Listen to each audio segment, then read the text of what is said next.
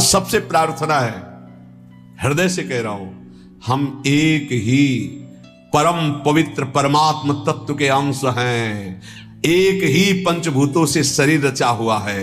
ये जो चातुर्वर्णम मया सृष्टा गुण कर्म विभागसा, ये भगवत प्राप्ति के लिए है।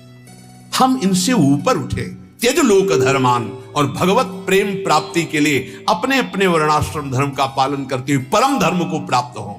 ये आचार्यों ने, गुरुजनों ने एक मर्यादा बनाते हुए वहां पहुंचने के लिए, झगड़ा, नीचता का भाव, त्याज्य भाव, ऐसे भावों का कहीं भी लेस मात्र नहीं, अपने अपने धर्म का पालन करते हुए परम धर्म में, परम धर्म के लिए सर्वधर्मान परित्यज्य, शब्दों को देखिए, सर्वधर्मान परित्यज्य मामेकम शरणम ब्रज अहम त्वाम सर्व पापेभ्यो मोक्षयिष्यामि मा शुचा। अब आपको एक बड़ा मंगलमय चरित्र बता रहे हैं।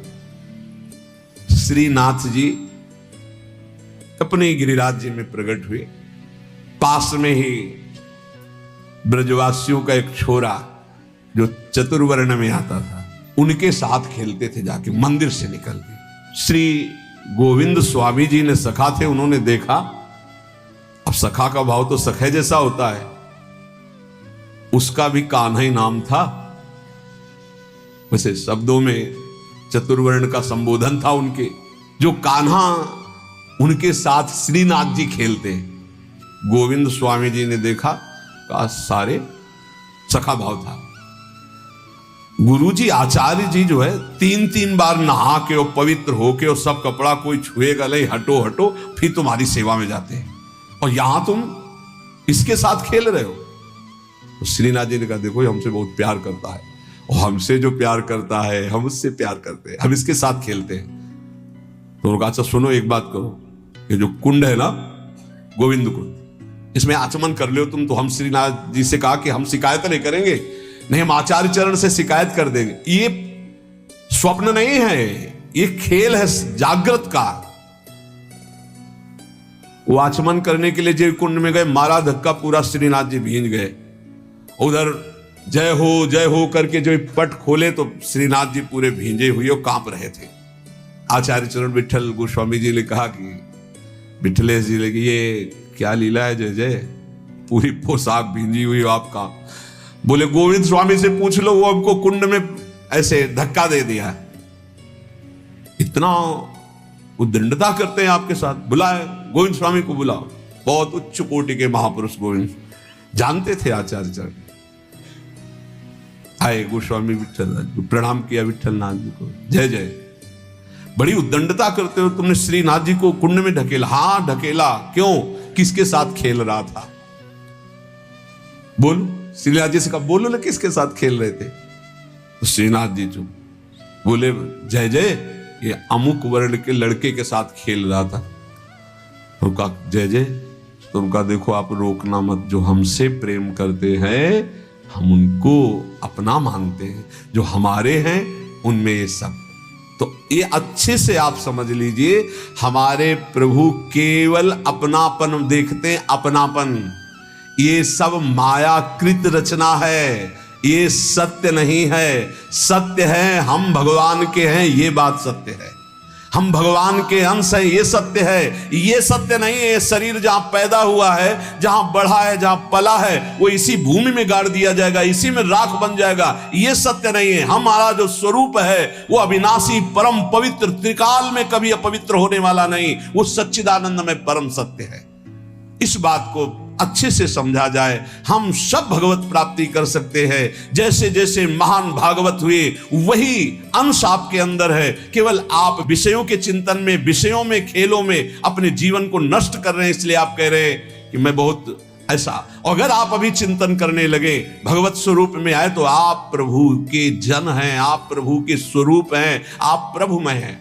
ये जानने की बिल्कुल, ये जो बाहरी बातें इनको लेकर के बड़ा चुभता है जब किसी बड़े के मुखों से सुनते हैं। हमें प्रोत्साहन देना चाहिए उसको भगवत प्राप्ति के लिए, ना कि उसको इतना गिरा देना चाहिए कि वो कभी सोच ही न पाए कि मैं भी भगवत प्राप्ति कर सकता हूं। हमारा इतिहास भरा हुआ है कि कोई भी कहीं से भी भगवान का भजन करे तो वो भगवत स्वरूप को प्राप्त हुआ है, वो महान ऋषि बन गया है। इसलिए सबसे प्रार्थना है, पूज्य पादुड़िया बाबा जी कह रहे कि जैसे विद्वता का बल, जाति का बल, धन का बल, रूप का, ये सब भगवत भक्ति उदय नहीं होने देते। इसीलिए हमें लगता है कि भगवान की बड़ी कृपा है उनके ऊपर, जिनके पास कोई उपाधि नहीं है। ये उपाधि बड़ी उपद्रव पैदा कर देती है, पदवियां बड़ी उपद्रव पैदा कर देते हैं। यदि समर्थ ना हुआ तो गुरु प्रतापी ही इस पदवियों को सह सकता नहीं। दक्ष ने देखो ना, प्रजापति बन गए तो भगवान शंकर को कैसे कटु वचन बोल रहे थे। तो जिसे ब्रह्मा, बड़े बड़े महर्षि वशिष्ठ, वाल्मीकि आदि ध्यान धरते थे, हमारे ब्रज के ग्वाल बाल उसके साथ कैसे खेलते थे, ये बात देख करके इनको सबको आश्चर्य हुआ है। ब्रह्मा जी को तो इतना आश्चर्य हुआ कि उन्होंने अपनी माया का प्रभाव दिखाना चाहा, सखाओं को गायब कर दिया, बछड़ों को भी गायब। ऐसा कभी भोग लगाते हुए सुना है? ऐसे सब सखा बैठे मंडलाकार। वो आश्चर्य है, मंडलाकार में सबके सामने गोविंद का मुख है, किसी के सामने पीठ नहीं है, और पहले कोई गोविंद को नहीं पवाता। ये ब्रज की रीति है, पता नहीं कैसा लगे, इसलिए सब पहले अपने मुख में लेते। हाँ, ये छाछ मीठी है, मुंह में आ गई, अब हम पा नहीं सकते क्योंकि मीठी है। इशारा किया नेत्रों से, कन्हैया नजदीक आए, पवा दे। ये बात देखकर ब्रह्मा जी को लगा कि इन ग्वाल बालों की जूठन खाने वाला ये क्या परब्रह्म परमात्मा तत्व है। देखे इनकी वैभव संपन्न कोई लीला, तब हमारा विश्वास पुष्ट हो। बड़े बड़े भगवान की प्रेम लीला को समझ पाना बड़ा कठिन है। अगर सखा रूठ जाता है तो भगवान हाथ जोड़ के मनाते हैं, नहीं खेल से मुझे मत निकालो। ऐसे जिसे ब्रह्मा वशिष्ठ वाल्मीकि ध्यान में एकाग्रता पूर्वक आराधना करते हैं, ग्वाल बाल उनकी सवारी लेते हैं। बकैया ठाकुर जी घोड़ा बनकर चलते हैं, ऊपर से सखा बैठते हैं। ये प्रेम सर्वोपरि, जिसमें भगवान अधीन हो जाते हैं। प्रेमी चाहे प्राण निकल जाए, कभी भगवान से भी कुछ नहीं मांगते, तो फिर बाहरी से क्या चाह करेंगे। इस मार्ग के पथिक को कभी किसी के आगे हाथ नहीं फैलाना चाहिए। ध्यान से अपने जीवन में देख लीजिए, सुने न देखे कि प्रेमी भक्त भिखारी। तभी कहा एक अनन्य व्रत खाड़े की सी धार। इनसे मिलना, उनसे बात करना, उनके पास जाना, उनके पास बैठना।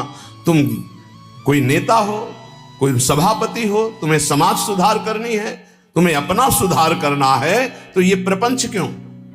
गर्दन नीची माधुकरी मांगा, या जहां गुरु प्रदत्त प्रसाद पाया, एकांत सेवन करते हुए। सेवा है तो सेवा, एकांत सेवन करते हुए। इनसे मिलना, उनसे मिलना, ये निंदा स्तुति प्रपंच, इससे क्या लाभ ले लोगे? बाहरी वेश भगवत प्राप्ति नहीं कराता, आंतरिक उद्देश्य भगवत प्राप्ति कराता है। यदि बाहरी वेश और आंतरिक उद्देश्य दोनों हो तो जगत मंगल, यदि बाहरी वेश और आंतरिक उद्देश्य नहीं तो दुर्गति। इस बात को समझ लीजिए, उद्देश्य क्या है आपका। कुछ लोग तो इतने में ही संतुष्ट हो जाते हैं, अच्छा भोजन मिला, कपड़ा लत्ता मिला, दिनचर्या बढ़िया दिन कट रहा है। अरे भाई, इसके लिए नहीं नहीं, सुने न देखे प्रेमी भक्त भिखारी, तिनको दाम काम को लोभ न जिनके कुंज बिहारी। जिन्होंने प्राण प्रीतम प्रभु को अपना मान लिया, वो किसी के आगे बाबूजी कह के रुपया के लिए हाथ पसारे बोले, कभी ऐसा नहीं देखा गया। वो नाटक है, दम्भी है, पाखंड हो सकता है, ऐसे कोई भगवान का भक्त नहीं कर सकता, पक्का। ऐसा कभी नहीं देखा गया। हमने देखा है महापुरुषों को, कभी ऐसी तो ठाकुर जी या जमीन पे रख दो तुम, ऐसे मांगा नहीं, ऐसे कभी नहीं।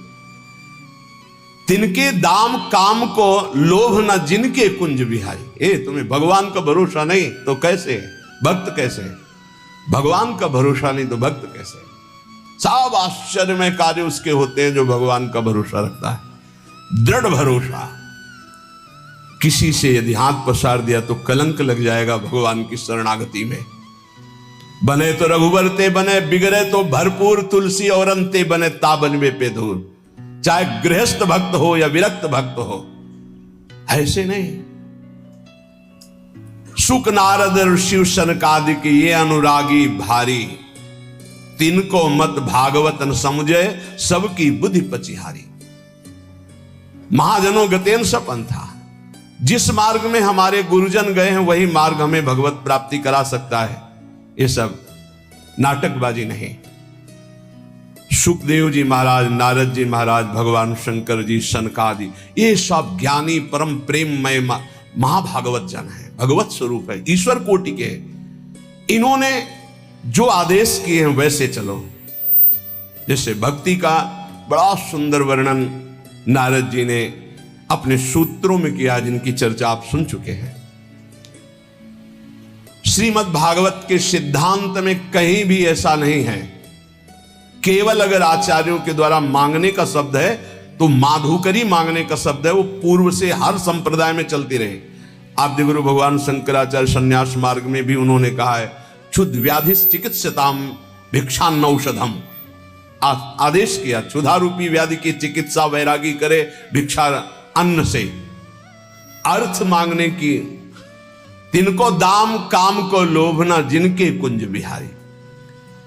इस मार्ग में चलने वाले के लिए रसना इंद्री दो बैरिन जिनकी अनियारी।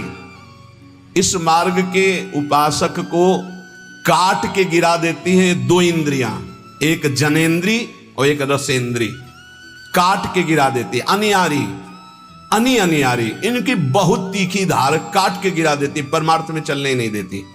रसेंद्री और जनेन्द्री, उपासक इस पर ध्यान दे। रसेंद्री का सुधार करे तो जनेन्द्री का सुधार अपने आप हो जाएगा। जिसकी रसेंद्री पर विजय नहीं, वो जनेन्द्री पर विजय प्राप्त नहीं कर सकता।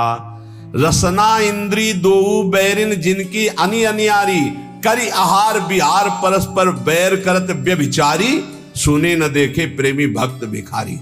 ये आचार्य बोल रहे हैं, महापुरुष जन हैं, कह रहे हैं खूब अच्छा आहार करते हैं, व्यभिचार करते हैं और अपने को महाभागवत मानते हैं। ये परमार्थ का पथ नहीं है, नाटक का मार्ग नहीं है।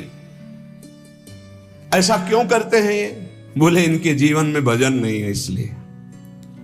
वेश बनाने मात्र से भगवान की प्रियता नहीं होती, भजन करने से भगवान की प्रियता होती। भगवान की प्रियता होने पर ही विषय विषवत लगते हैं, अन्यथा नहीं।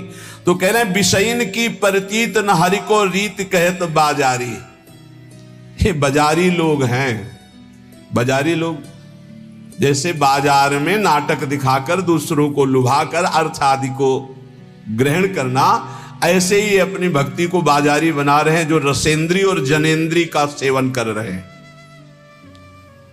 करि आहार बिहार परस्पर ये वैर करत व्यभिचारी, विषयन की प्रतीत न हरि को। इनको हरि का विश्वास नहीं है, रुपया का विश्वास है, बैंक बैलेंस का विश्वास है, अपने परिचय का विश्वास है, फोन नंबरों का विश्वास है। ये रीति करत बाजारी रीति कर रहे। व्यास आस सागर में बूढ़े सोवे भक्ति विसारी।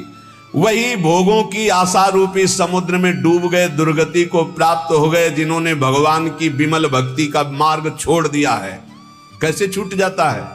जब आचार्यों की, गुरुजनों की आज्ञा के विरुद्ध आचरण करते हैं।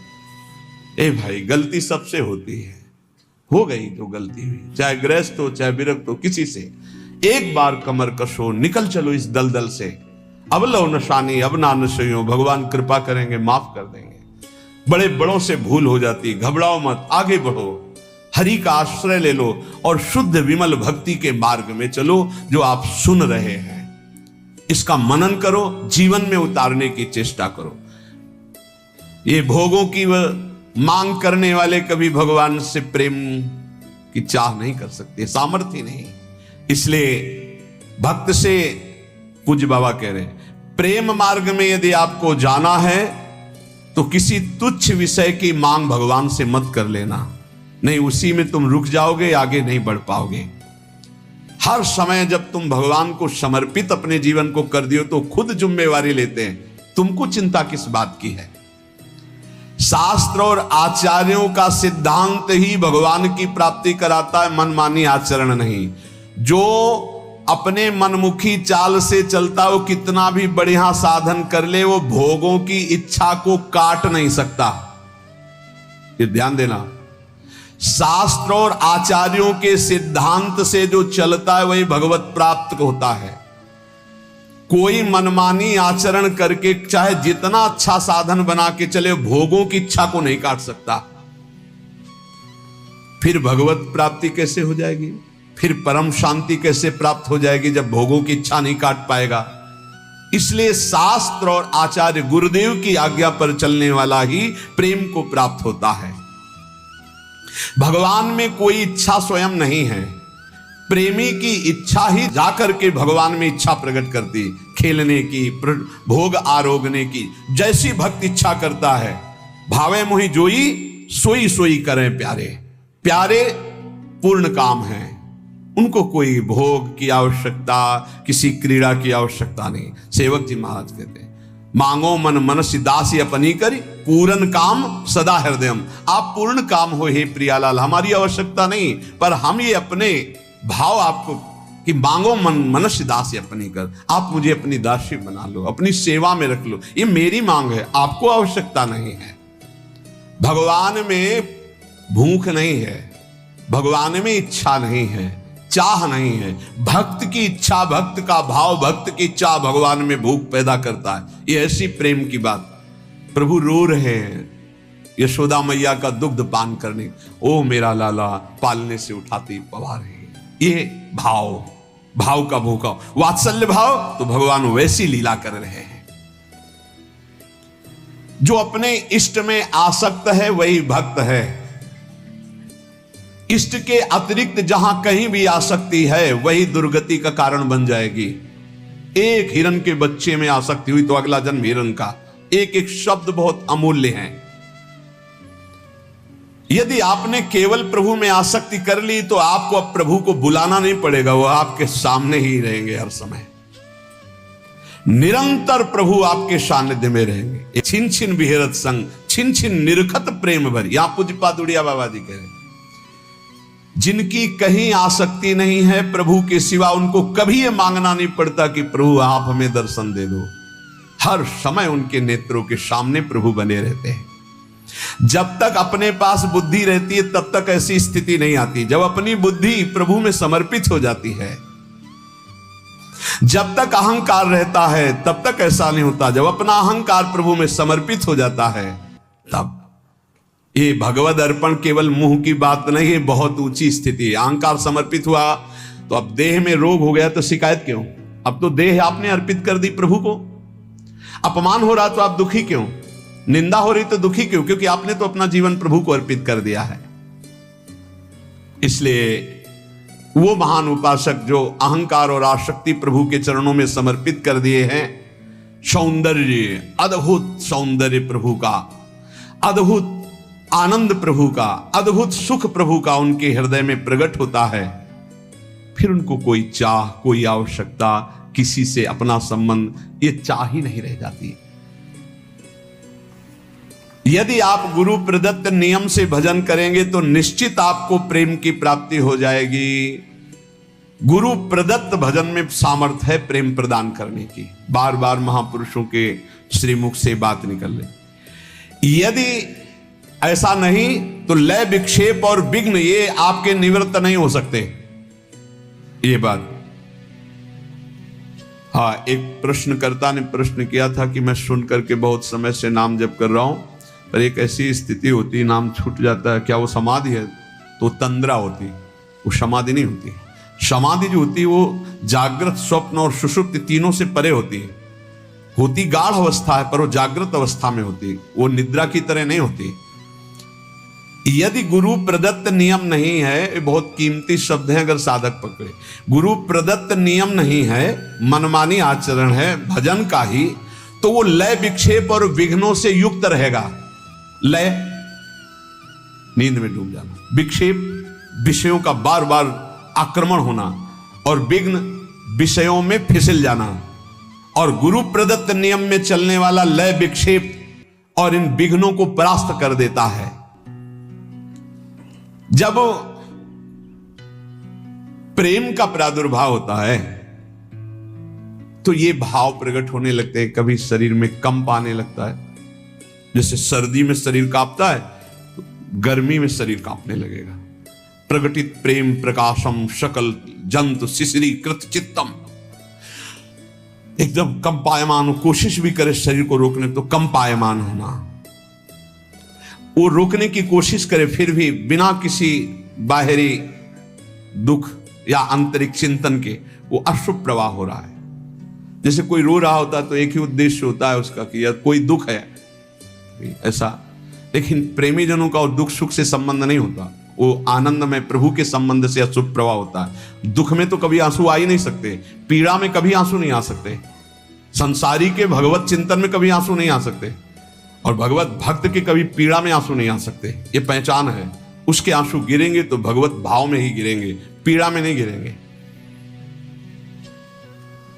कंप होना, अश्रु प्रवाह होना और पुलकायमान होना, रोम रोम एकदम जैसे कटहल का फल होता है उसमें काटे ना, हाँ, पुलक शरीर पनस फल जैसा। कैसा पुलकायमान शरीर हो जाता है? पनस फल, जैसे कटहल के फल के काटे, स्तंभ, एकदम शरीर जो जहां है वहीं रुक गया, उसकी सामर्थ्य नहीं कि वो हाथ उठा सके, पर एकदम जड़ता भाव, इसे कहते हैं जड़ता भाव को प्राप्त हो। बैठा है तो शून्य, एकदम मूर्ति जैसा बैठा है, खड़ा है तो मूर्ति जैसा खड़ा है। बड़े महापुरुषों में बात देखी गई, ये दर्शन हुए ऐसे भावों का। और श्वेत भाव बड़ा पसीना पसीना एकदम हो गया, चाहे सर्दी ही क्यों ना, पसीना पसीना हो गया। स्वरभंग, बोलना कुछ चाहता, जीभ लड़खड़ा रही, गले अवरुद्ध हो गए हैं, ये स्वरभंग हो जाता है। वैवर्ण, शरीर का रंग एकदम बदल गया, पीत वर्ण होने लगा, पीलापन, मुरझाया हुआ चेहरा दिखाई देने लगा। मीरा जी ने भी कहा जैसे पका हुआ पान ऐसा शरीर हो गया, लोग कहते पिंड रोग हो गया है ऐसा। प्रलय, मूर्छित हो जा, ये अष्ट सात्विक भाव प्रेम में कंप, अश्रु, पुलक, स्तंभ, स्वेद, स्वरभंग, वैवर्ण और प्रलय, मूर्छित हो जाना।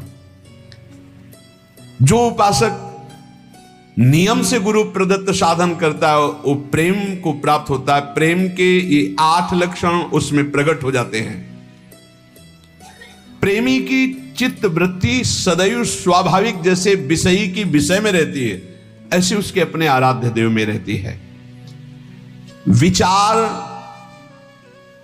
प्रेमी के हृदय में नहीं होता, ध्यान देने का विषय कि विचार नहीं होता, विचार का समय नहीं उसके पास, निरंतर नाम चल रहा है, राधा राधा राधा राधा राधा। अब क्या होगा, क्या करना है, कैसा, कोई संकल्प नहीं, अंदर से प्रेरित होता है, अब ये करो, अब ये बोलो, अब ऐसे चलो, अब ऐसे। जैसे अर्जुन के घोड़ों की रथ की लगाम स्वयं सच्चिदानंद जगत गुरु भगवान श्री कृष्ण पकड़े हुए हैं, ऐसे प्रेमी के हृदय में आराध्य देव संपूर्ण भार संभाल लेते हैं। सारे कार्य हो रहे पर आराध्य देव करवा रहे हैं। पूज्य राधा बाबा को भगवान श्री कृष्णचंद्र जी ने बताया कि इस समय जो मैं वाणियों का संपादन कर रहा हूं तो हनुमान प्रसाद पोद्दार नामक शरीर में बैठकर मैं कर रहा हूं, वो नहीं, वो तो मेरे में लीन है। अब मैं वाणियों का संपादन स्वयं मैं कर रहा हूं। भाई जी के लिए बताया, बाहरी क्रियाएं स्वयं प्रभु बैठकर हृदय में कराते। वैसे यंत्रारूढ़ान मम माया, सम त्रिगुण माया के द्वारा यंत्र में आरूढ़ की तरह हो रहा है, लेकिन उस महाभागवत के हृदय में स्वयं भगवान बैठकर कराते हैं।